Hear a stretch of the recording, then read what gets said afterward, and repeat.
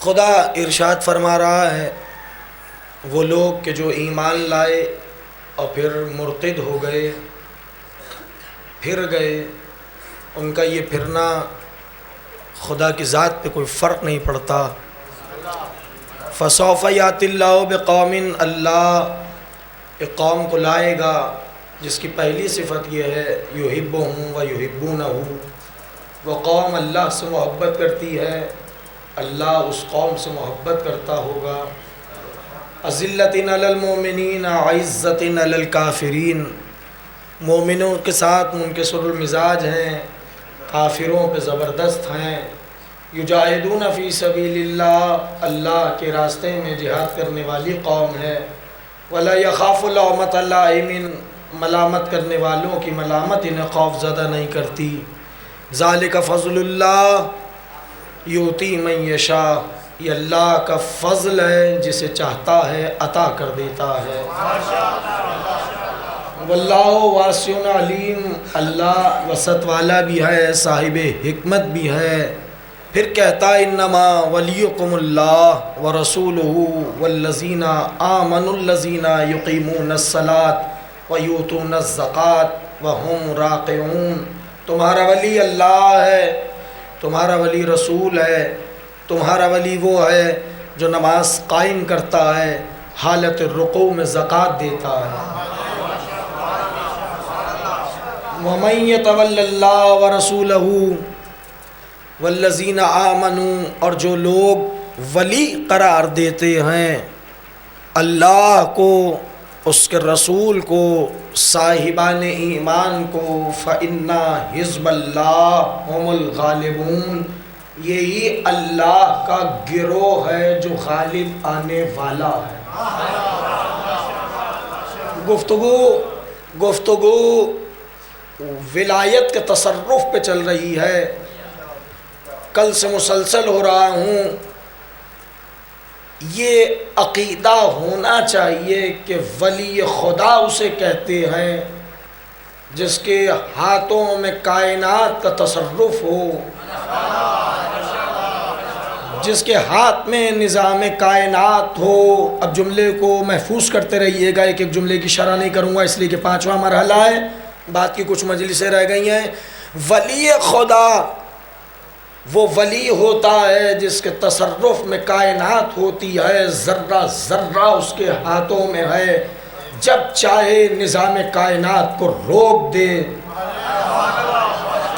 جب چاہے نظام کائنات کو روک دے، جب چاہے نظام کائنات کو جاری کر دے۔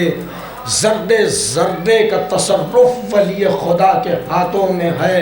یہی راز ہے عزیزو، یہی راز ہے کہ جب ولی خدا کے ہاتھوں میں کائنات کا تصرف ہے تو وہی ولی خدا ایک بلند مقام پہ علی کھڑے ہیں، کبھی دائیں طرف اشارہ کرتے ہیں، کبھی بائیں طرف اشارہ کرتے ہیں، کبھی سامنے کی طرف اشارہ کرتے ہیں، کبھی پشت کی طرف اشارہ کرتے ہیں۔ ایک شخص کھڑا ہوا دیکھ رہا ہے کہ علی یہ کیا کر رہے ہیں۔ ایک مرتبہ جب علی فارغ ہو کے پلٹے تو اس نے سوال کر لیا کہ مولا یہ آپ کیا کر رہے تھے، کبھی دائیں اشارہ کبھی بائیں اشارہ، میں سمجھا نہیں۔ علی بولے کہ لگے میں کائنات میں رزق تقسیم کر رہا تھا۔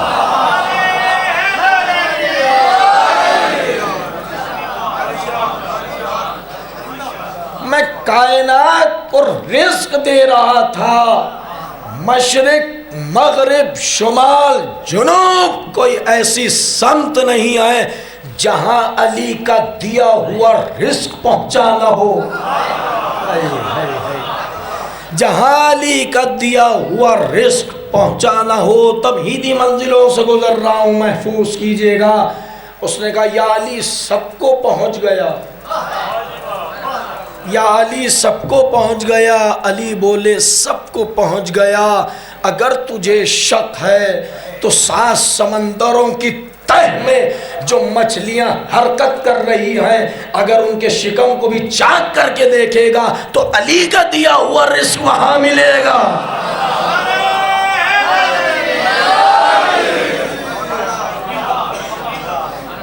سب کو تقسیم کر چکے، کہاں سب کو دے دیا، سب کو دے دیا۔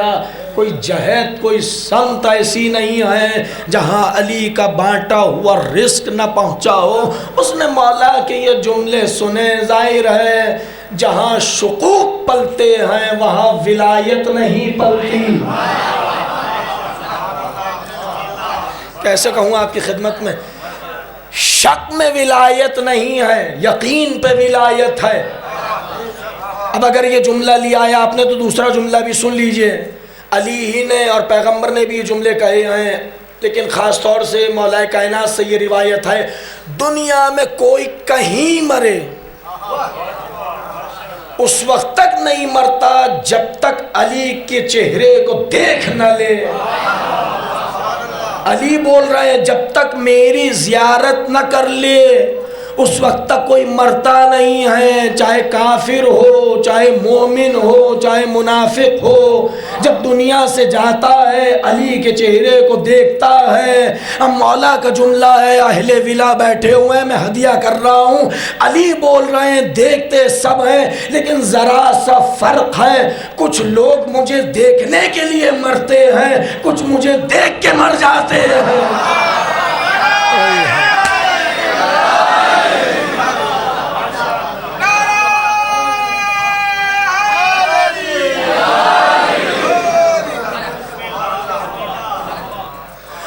اس نے کہا سب کو دے دیا، علی نے کہا ہاں سب کو رزق مل گیا ہے، سب کو بانٹ دیا ہے۔ وہ گیا گھر، اس نے شیشی اٹھائی اور اس میں کچھ خاک جمع کی، مٹی کو جمع کیا اس نے، اور کچھ حشرات الارض کو اس مٹی میں ڈالا اور شیشی کا ڈھکن بند کر دیا اس نے، اور لے جا کے اس نے اپنے گھر پہ رکھ لیا۔ لے جا کے اس نے گھر پہ رکھا۔ اگلی صبح نمودار ہوئی، آستین میں چھپا کر وہی شیشی لے کے چلا، اسی مقام پہ آیا، دیکھا علی اسی انداز میں کھڑے ہیں، اور کبھی دائیں اشارہ کبھی بائیں اشارہ۔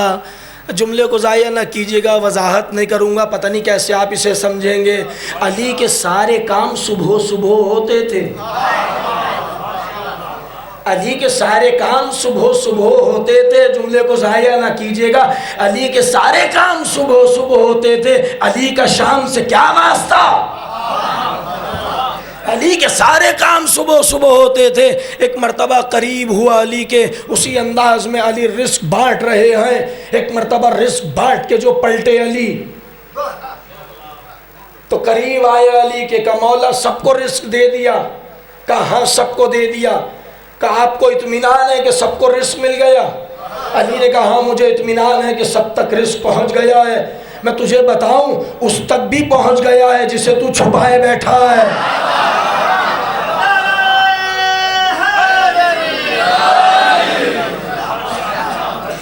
وہاں تک بھی رزق مل گیا ہے جسے تو نے چھپایا ہوا ہے۔ اس نے آستین سے شیشی نکالی، کہا یا علی یہاں بھی رزق پہنچ گیا ہے۔ کہا اگر اطمینان نہیں ہے اور شک سے یقین میں آنا چاہتا ہے تو کھول کے دیکھ لے۔ اب جو کھول کے ہتھیلی پہ الٹی شیشی تو جتنے حشرات الارض تھے سب کے منہ میں رزق موجود تھا، سب کے منہ میں رزق موجود تھا۔ گھبرایا، پریشان ہوا، اس نے کہا یا علی یہ تو میں نے کل گھر میں چھپا کے رکھی تھی، آپ میرے گھر آئے نہیں ہیں۔ علی مسکرا کے بولے کیا کبھی ملک الموت کو گھر آتے دیکھا ہے؟ وہ آتا ہے روح لے جاتا ہے، نہ اس کے آنے کا پتہ نہ اس کے جانے کا پتہ۔ علی نے کہا تو سمجھا نہیں ہے، جب ملک الموت آ سکتا ہے تو وہ ہے عامر، میں ہوں للعامر۔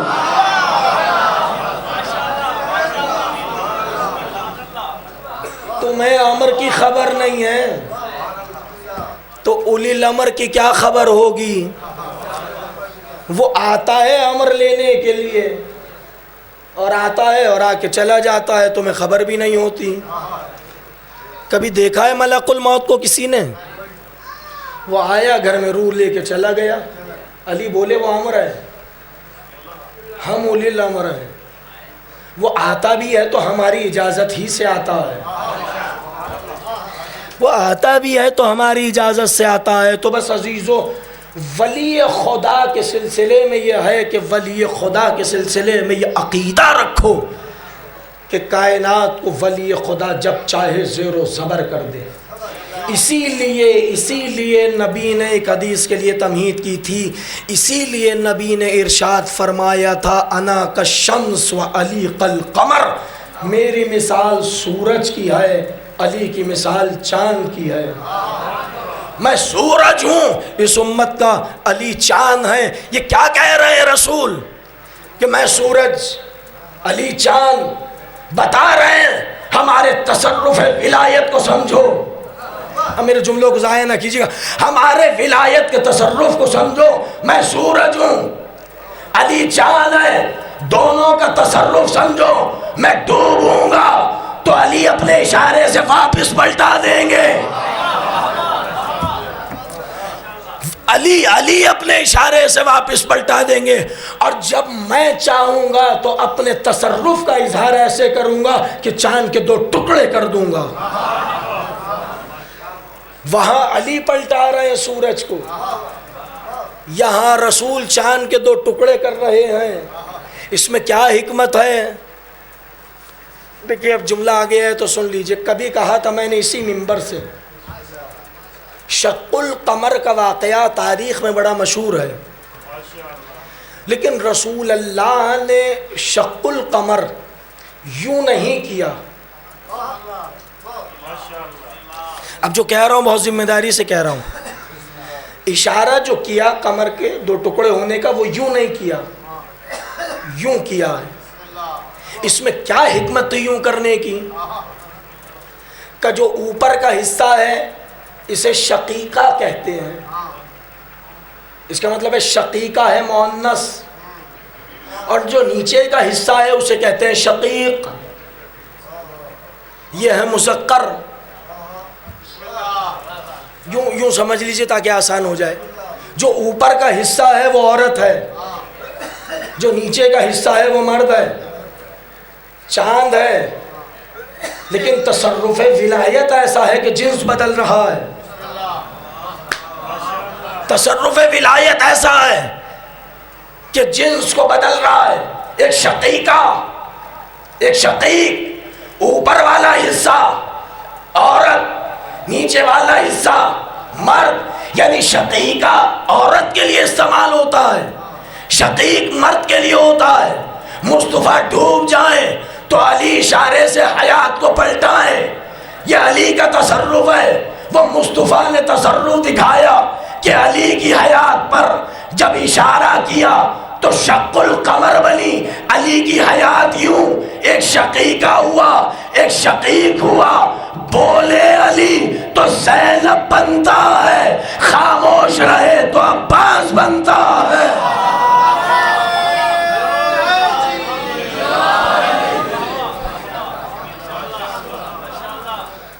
تو تصرف ولایت کے حصے کو سمجھے انسان کہ ولی خدا کے تصرف میں کل کائنات ہے.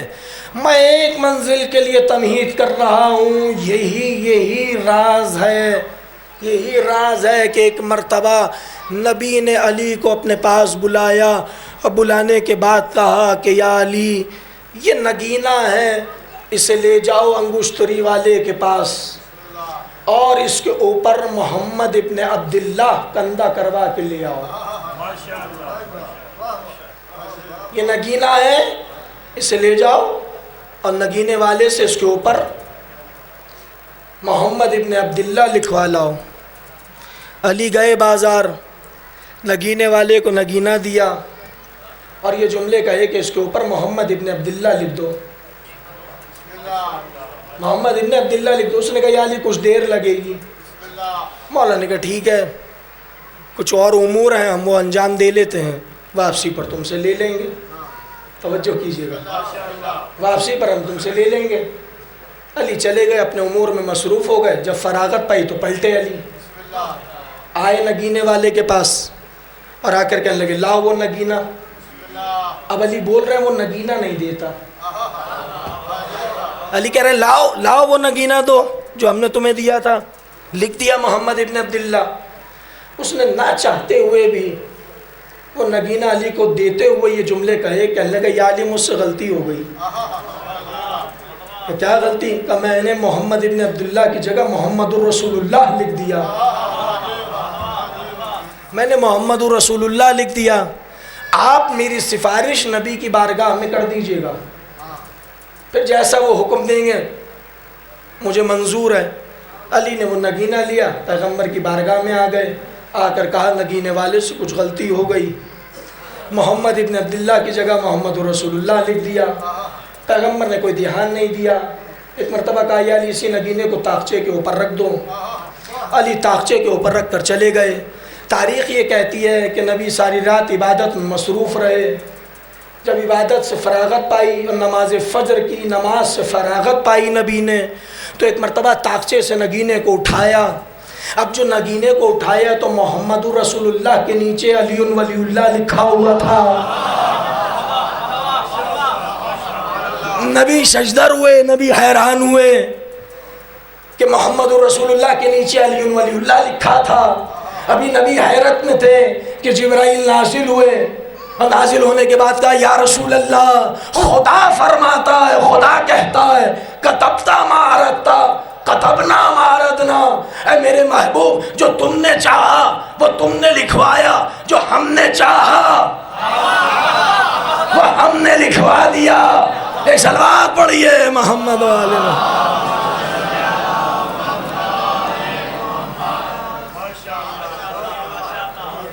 تو ولی خدا کی عظمتیں اور ولی خدا کی برکتیں، اسے انسان اپنی زندگی میں سوچے اور غور کرے. اس میں سب کے لیے کہہ رہا ہوں بلا تفریق ملت و مذہب، ولی خدا کو کیسا ہونا چاہیے. یہ ایک سوال ہے امت سے کہ ولی خدا کو کیسا ہونا چاہیے. جس نے حل کر لیا وہ کامیاب ہو گیا. کہ ولی خدا کی صفات کیسی ہوں، ولی خدا کو ہونا کیسا چاہیے. کل ایک جملہ کہا تھا آپ کی خدمت میں کہ ولی خدا کا سب سے بڑا کمال یہ ہے کہ نہ وہ بندہ ہے نہ وہ خدا ہے. سب سے بڑا ولی خدا کی حیات کا کمال یہ ہے، نہ وہ بندہ ہے نہ وہ خدا ہے، بلکہ بندے اور خدا کے درمیان وہ وسیلہ ہے. بلکہ بندے اور خدا کے درمیان وہ وسیلہ ہے. ولی خدا جو یہاں کی بات وہاں پہنچاتا ہے اور وہاں کی بات بندوں تک پہنچاتا ہے. اگر آپ آمادہ ہو گئے ہوں تو میں بس جس کے لیے تمہید کی تھی، تصرف کا ایک حصہ آپ کی خدمت میں عرض کر رہا ہوں آج کی حد تک، اور گفتگو کل آگے بڑھے گی. ایک عجیب منزل تاریخ نے بتائی ہے، اور وہ منزل ہے جنگ ذات سلاسل کی.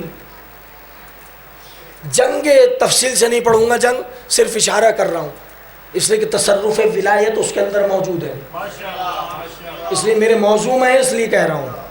جنگ ذات سلاسل کے سلسلے میں یہ ہے کہ جنگ ذات سلاسل میں سپاہ سالار علی ہیں، اور تمام جنگیں جو 62 برس میں علی کی حیات میں ہوئی ہیں اور علی نے لڑی ہیں، یہ وہ واحد جنگ ہے، واحد جس میں علی بہت غیظ میں ہے.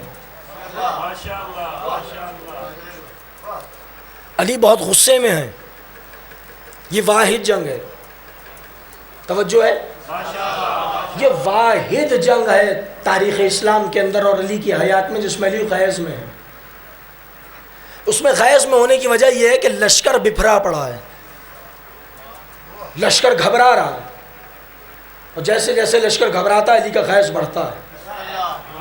اس کی وجہ کیا ہے؟ اس کی وجہ یہ ہے کہ علی نے جنگ ذات سلاسل میں لشکر کے لیے جانے کے لیے جو راستہ منتخب کیا، وہ راستہ بہت خطرناک ہے.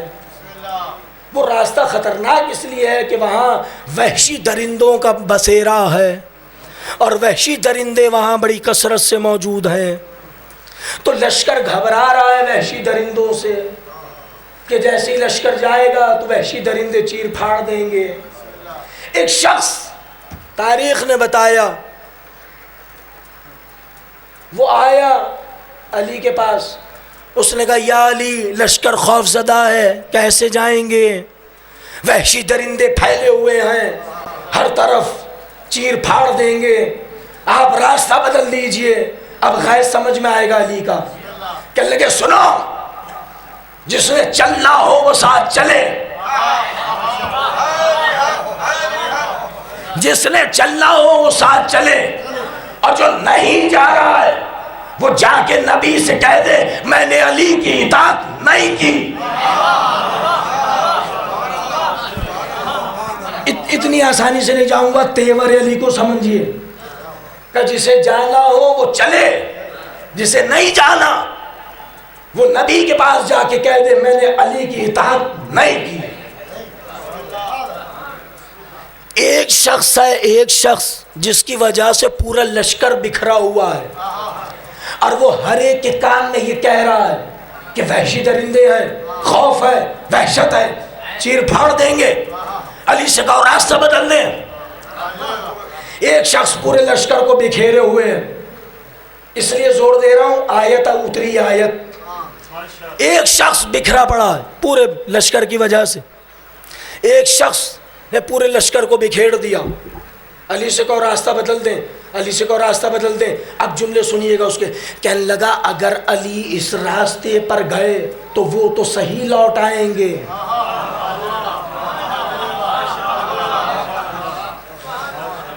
اگر علی اس راستے پہ گئے تو وہ تو سالم لوٹ آئیں گے، وحشی درندے تمہیں چیر پھاڑ دیں گے، جھوٹا صحیح، بہکانے والا صحیح، لیکن صداقت اور عظمت علی کو سمجھتا ہے۔ کیسے کہوں آپ کی خدمت میں، جھوٹا بہکا رہا ہے، علی سے حسد کر رہا ہے، کہہ رہا راستے بدل دیجئے، لیکن کم سے کم اتنا سچا ہے کہ جانتا ہے کہ اگر کوئی، جملے کو ضائع نہ کیجئے گا خدا کی قسم، اگر کوئی وحشی درندوں کے درمیان سے واپس لوٹ سکتا ہے تو وہ سوائے لہو ابو طالب کے کوئی نہیں ہے۔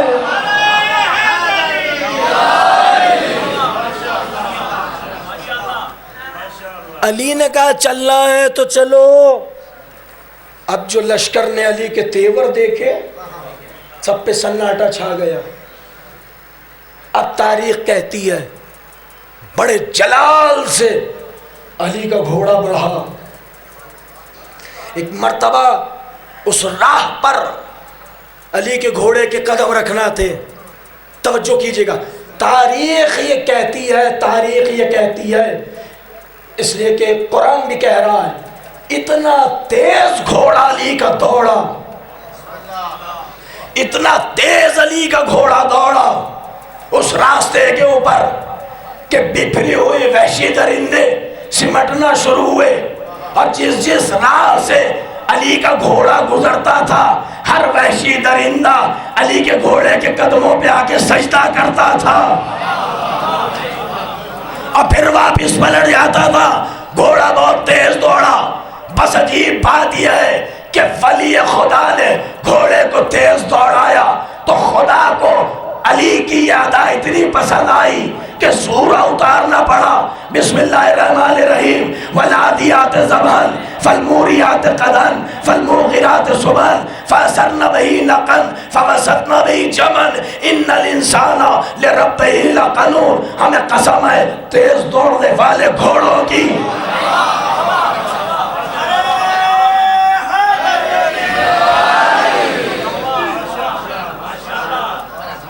ہمیں قسم ہے تیز دوڑنے والے گھوڑوں کی، اور صرف یہی نہیں، ہمیں قسم ہے ان کے پیروں سے نکلنے والی چنگاری کی، اور اتنا ہی نہیں، ہمیں قسم ہے اس لعاب کی جو گھوڑوں کے منہ سے نکل رہا تھا۔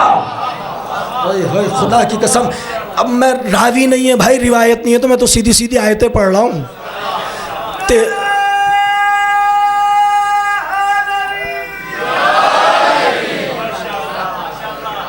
73 فرقوں کے قرآن کو اٹھا کے دیکھ لیجئے،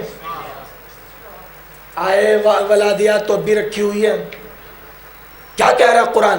ولی خدا کے انداز کو اس انداز میں خدا پسند کر رہا ہے، کہتا ہے ہمیں قسم ہے تیز دوڑنے والے گھوڑوں کی، ہمیں قسم ہے ان کے پیروں سے نکلنے والی چنگاری کی، ہمیں قسم ہے اس لعاب کی جو گھوڑوں کے منہ سے نکل رہا تھا۔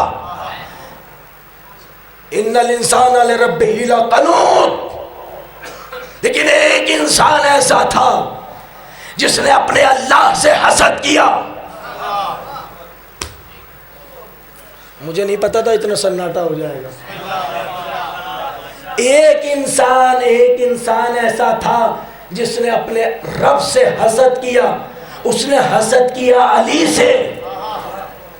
خدا کہہ رہا ہے کہ ہم سے حسد کیا تو اب طے ہو گیا آیت کی روشنی میں، جو دنیا میں کہیں بھی علی سے حسد رکھے، اس کا مطلب ہے علی سے حسد نہیں ہے، خدا سے حسد ہے۔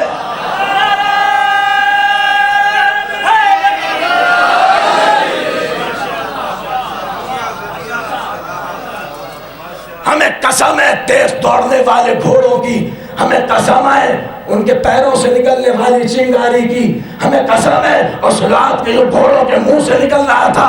بس ایک جملے کے لیے تمہید کی تھی، اما سمجھو ولی خدا کی عظمت کو۔ ولی خدا وہ ہوتا ہے اگر کسی گھوڑے پہ سوار ہو جائے تو خدا اس گھوڑے کی بھی اتنی عظمت بلند کر دیتا ہے کہ اس کے لیے آیتیں اتارتا ہے۔ تو پھر ولی خدا کی عظمت کہاں ہوگی؟ پھر ولی خدا کہاں ہوگا؟ تو ولی خدا کی عظمتیں تو بہت دور ہیں۔ جس گھوڑے پہ ولی سوار ہے اس کی عظمتوں کی قسم خدا کھا رہا ہے کہ وہ اتنا تیز چلا کہ ہمیں قسم کھانی پڑی، اس لیے کہ ولی خدا اس گھوڑے پہ سوار ہے۔ تو پھر خود ولی خدا کی عظمت کیسی ہوگی؟ بس عزیزو آج تقریر یہاں رک رہی ہے اور کل سے مسلسل ہو جائیں گے۔ کل میں نے آپ کی خدمت میں مسلم کے یتیموں کا تذکرہ کیا۔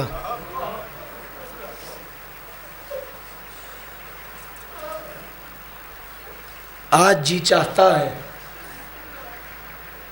اسی ولی کی بڑی بیٹی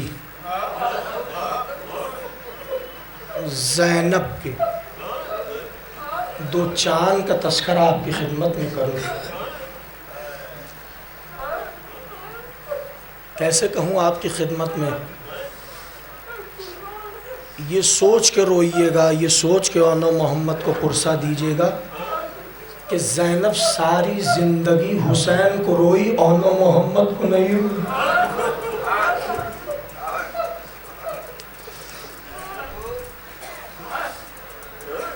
جب بھی زینب نے ماتم کیا،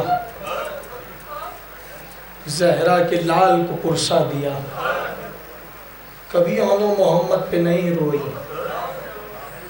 چلی تھیں مدینے سے لے کر چلی تھیں بچوں کو، اور اس انداز میں لے کر چلی تھیں کہ جب عبداللہ سے اجازت لے آئیں تو ایک مرتبہ حسین مستورات بنی ہاشم کے بیچ میں کھڑے ہیں۔ زینب نے اس حلقے کو ختم کیا کہ مستورات بنی ہاشم دائیں بائیں ہو جاؤ۔ مقتل کہتا ہے حسین تنہا کھڑے تھے۔ ایک مرتبہ زینب نے کہا بچوں حسین کے گرد 7 چکر لگاؤ۔ بچوں نے 7 چکر لگائے۔ جب 7 چکر مکمل ہو گئے، مقتل کا بہت مشہور جملہ ہے، زینب نے عجیب فقرہ بچوں سے کہا، کہنے لگی سنو آج کے بعد ہمیں ماں نہ کہنا، تم حسین کا صدقہ ہو۔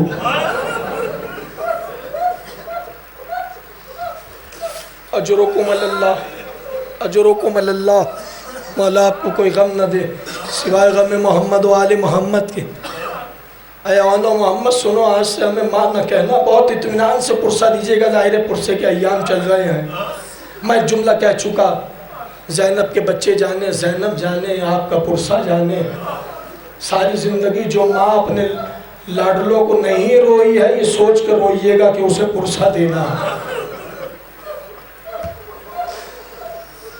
قافلہ مدینے سے نکلا، کربلا آیا، دن گزرتے رہے، تاریخ کہتی ہے شب عاشور آئی اور حسین ایک ایک خیمے کو دیکھ رہے ہیں کہ ایک مرتبہ جب زینب کے خیمے کے قریب سے حسین کا گزر ہوا تو حسین کے چلتے ہوئے قدم رک گئے۔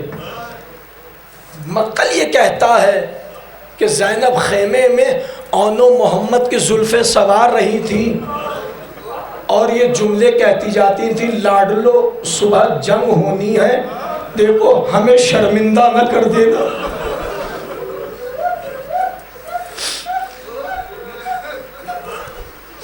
مولا آپ کی آوازوں پر رحمت نازل کرے، مولا آپ کو کوئی غم نہ دے سوائے غم محمد و آل محمد کے۔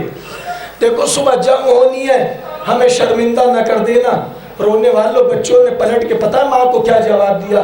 کہنے لگے اماں صبح ہو لینے دے، پھر دیکھ ہم کیسی جنگ کرتے ہیں، اگر دادا اور نانا جعفر طیار اور علی مرتضیٰ کی یاد نہ دلا دے۔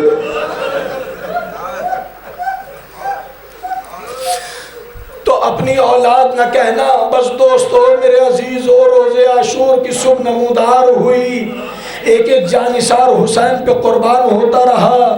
ایک مرتبہ جب کچھ دیر بعد اون و محمد خیمے میں پلٹے تو زینب کے عجیب تیور تھے، کہنے لگی اے اون و محمد تم اب تک زندہ ہو،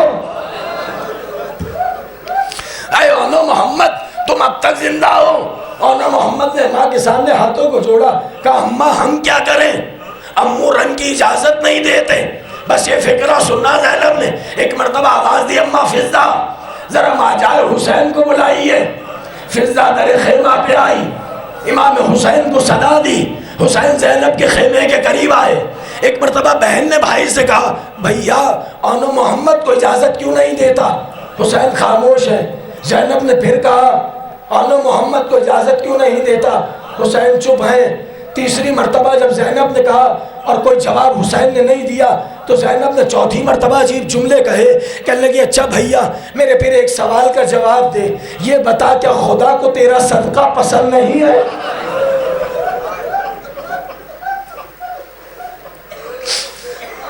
اجرکم اللہ، کیا خدا کو تیرا صدقہ پسند نہیں ہے؟ دوسرا فقرہ عجیب کہا زینب نے، کہنے لگی اچھا اگر اجازت نہیں دیتا تو نہ دے، زینب کے ایک سوال کا جواب دے دے۔ حسین نے کہا وہ کیا ہے؟ کہا اچھا اگر روز محشر اماں زہرا نے مجھ سے پوچھ لیا زینب یہ بتا تجھے حسین عزیز تھا یا اون و محمد؟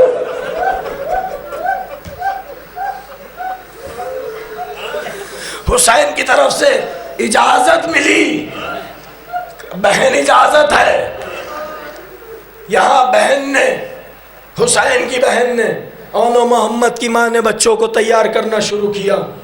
سر پہ امامہ رکھا گیا، بند کمر باندھا گیا، دوش پر ابا ڈالی گئی۔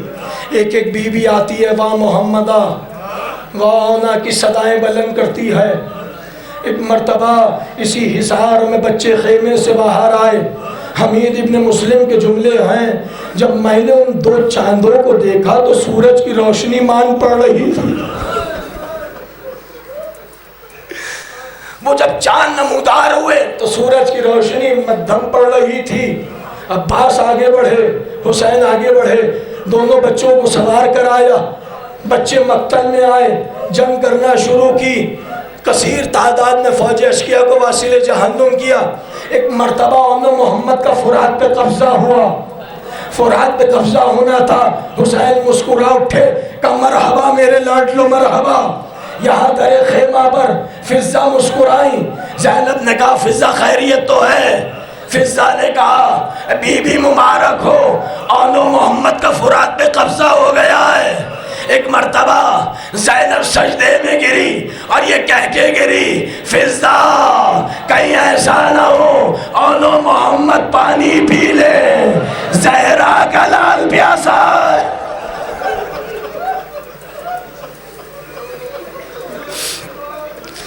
زہرا کا لال پیاسا ہے، کہیں ایسا نہ ہو اون و محمد پانی پی لے۔ لیکن بچے ماں کی وصیت کو جانتے تھے، پیاسے فرات سے واپس لوٹے۔ شاید کہا ہو اون و محمد نے اماں دیکھ لے فرات پہ قبضہ بھی ہے، پیاسے بھی ہیں، لیکن پانی اس لیے نہیں پیتے، زہرا کا لال پیاسا۔ زہرا کا لال پیاسا ہے. بس دوستو میرے عزیزوں رونے والوں، ایک منزل وہ آئی کہ بچے جنگ کرتے کرتے آن زین سے زمین پہ آئے، پھر محمد زین سے زمین پہ آئے. بچوں نے آواز دی یا امو ہو ادرکنا. یہاں سے عباس اور حسین نے گھوڑوں کو دوڑایا اور لاشوں پہ پہنچے. ایک کے لاشے کو عباس نے اٹھایا، دوسرے کے لاشے کو حسین نے اٹھایا، اور یہ جملے کہتے جاتے ہیں بچوں ہمیں معاف کر دینا، آنے میں تاخیر ہو گئی. بچوں ہمیں معاف کر دینا، آنے میں تاخیر ہو گئی. بس 2 منزلیں تقریر ختم ہو گئی. اور محمد کے لاشوں کو عباس اور حسین لے کر چلے، زینب کے خیمے کے قریب آئے. اب حسین کی ہمت نہیں ہوتی کہ خیمے میں داخل ہو جائیں. بہن کی آواز آئی بھیا اور محمد کے لاشوں کو لے.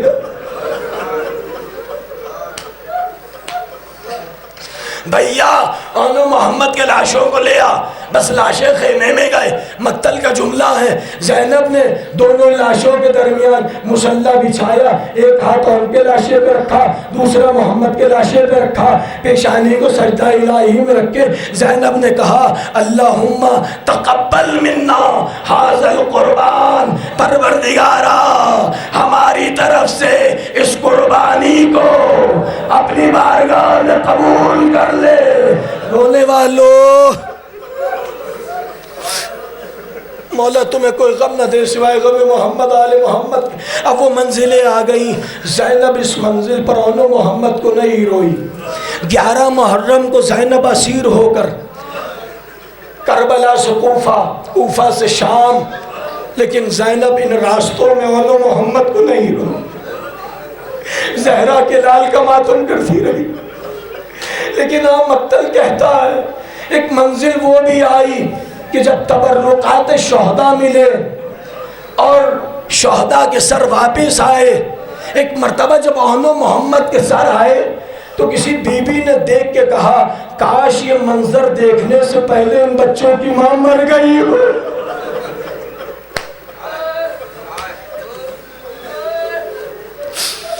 زینب کہتی ہے بہن ایسا نہ کہے، ارے قیامت تو یہی ہے کہ زینب زندہ ہے، لیکن زینب کیا کرے؟ فاطمہ کے لال کا ماتم کرے یا انو محمد کو روئے. بس تقریر ختم ہو گئی. آخری جملہ، جب زینب رہائی پا کر مدینے گئی ہے، 40 یا 41 روز تک بھائی کو پرسا دیا اور سید سجاد سے اجازت لے کے گھر پہنچی ہے. ہاں انو محمد کے حجروں پہ تالے پڑے ہوئے ہیں. زینب صحن میں بیٹھ گئی. عبداللہ گھر میں داخل ہوئے. زینب کا سر جھکا ہوا ہے. عبداللہ پہچان نہیں سکے.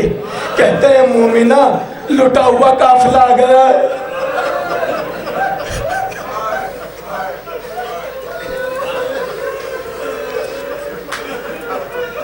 عبداللہ پہچان نہیں سکے. زینب سے کہتے مومنہ لٹا ہوا قافلہ آ گیا ہے، تجھے پرسا دینا ہو تو حسین کے گھر چلی جا. ایک مرتبہ زینب نے سر کو اٹھایا، عبداللہ پہچان.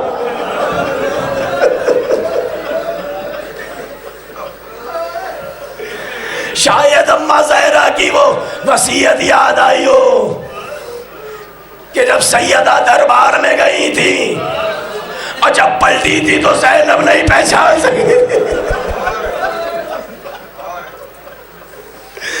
تو ایک مرتبہ زینب نے سوال کیا تھا اماں جب گئی تھی بال سیاہ تھے لوٹیوں سفید ہو گئے ہیں. تو زہرا نے کہا تھا زینب سب دربار کا سوال کرے لیکن تم مجھ سے دربار کا ختم کر دی میں نے تقریر. زینب نے کہا عبداللہ باقی باتیں بعد میں ہوں گی، ارے ذرا میرے بچوں کے حجرے کو کھول دو. اب جو انو محمد کا حجرہ کھلا، زینب داخل ہوئی، چھوٹے چھوٹے بستروں کو دیکھا، بڑھ کر ماں نے سینے سے کربلا کا رخ کیا. ایک مرتبہ آواز دی اے انو محمد اما زینب شرمندہ ہے. زینب کیا کرتی؟ زہرا کے لال کا ماتم کرتی. یا میرے لاڈلو